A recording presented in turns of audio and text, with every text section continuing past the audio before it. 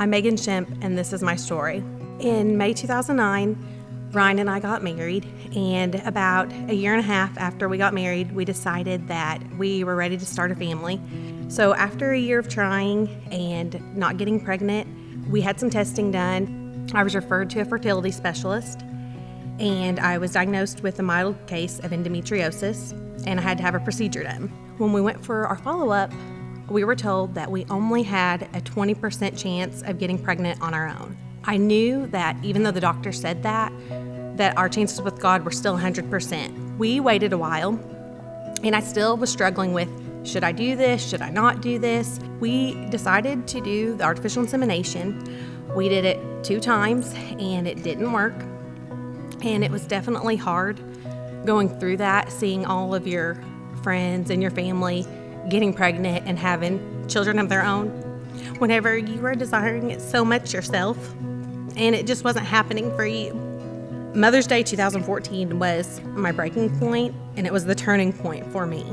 We were at Ryan's parents, and we were getting ready to leave, and I just broke down, and I was crying, and Ryan and his mom started praying for me, and the presence of God got so thick in that room.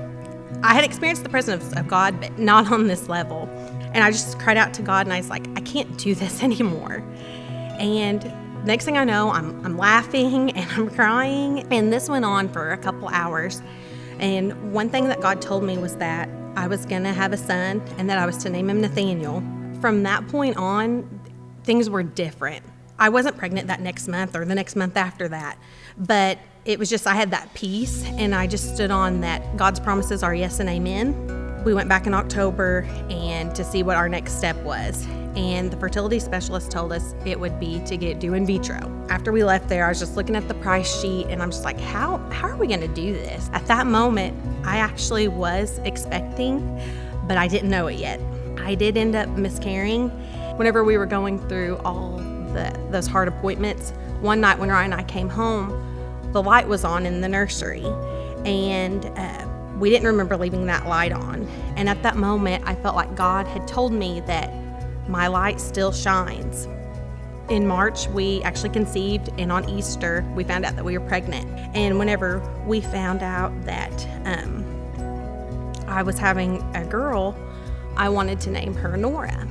I looked up what Nora meant, and it means light, and it couldn't have been more fitting because God gave us a second chance to have a daughter.